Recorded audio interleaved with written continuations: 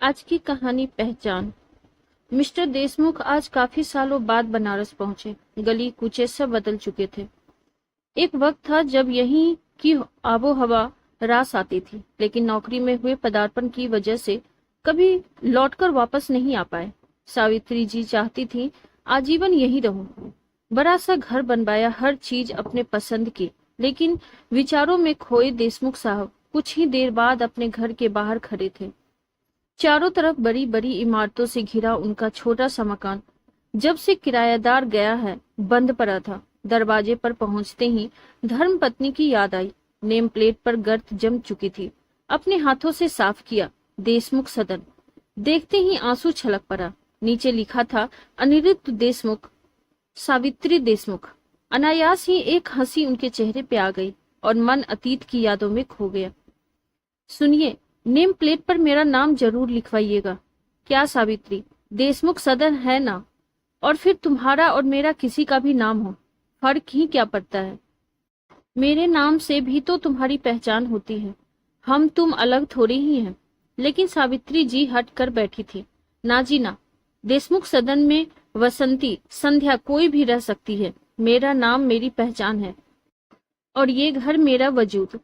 कल को जब नहीं रहूंगी ना, तो ले आना किसी वसंती को, लेकिन नेम प्लेट मेरे नाम को देखेगी तो सौत भी डरेगी। कह हंसने लगी।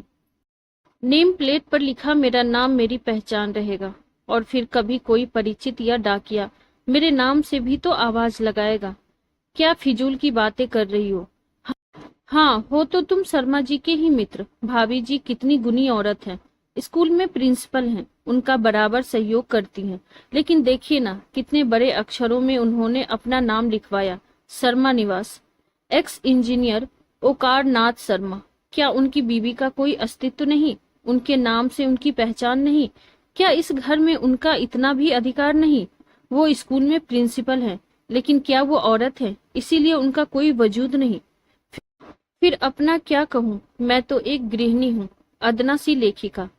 आप सोचते होंगे डायरी में अपनी कुशलता लिखने वाली की क्या पहचान, लेकिन चाहे मेरे नाम को कोई ना जाने, पर मेरे लिए इस घर की पट्टी पर लिखा मेरा नाम मुझे सुकून देता है, मेरी आत्मा को पहचान दिलवाता है। बाकी आप समझदार हैं। देशमुख साहब अतीत में खोए हुए थे कि बंगले वाले घर से किसी ने आवाज दी, अंकल कुछ चाहिए? नहीं नहीं, मैं देशमुख, आप शर्मा जी के यहाँ से? जी अंकल, आइए ना। पापा तो अब इस दुनिया में नहीं रहे, मम्मी को बुलाती हूँ। आप सावित्री आंटी के हस्बैंड हैं ना? तुम जानती हो? जी, मम्मी अक्सर उनके किस्से सुनाती हैं। देखा तो घर में मिसेस शर्मा, रिटायर्ड प्रिंसिपल का कहीं कोई वजूद नहीं था। पति की जगह अब बहू बेटे के नाम की पट्टी थी, सावित्री। वो इस दुनिया में नहीं। घर आकर मिस्टर देशमुख ने ठान ली, सावित्री को पहचान दिलाकर रहूंगा। जिस इंसान ने कभी उनका लिखा पढ़ा भी नहीं था, आज केवल पढ़ा ही नहीं, डायरी के पन्नों को इकट्ठा कर उनके नाम की किताब छपवाई। किताब की अनावरण पार्टी है। महज नेम प्लेट पर लिखे उनके नाम को ही नहीं, घर को भी सावित्री सदन के रूप में पहचान दिलवाई। उनकी फोटो के पास जाकर बोले, आज तो बहुत खुश होगी, तुम्हारा वजूद मैंने जिंदा रखा सावित्री। अफसोस यही है कि समझने में देर कर दी। आपको कहानी कैसी लगी कमेंट बॉक्स में जरूर बताइए। Thank you.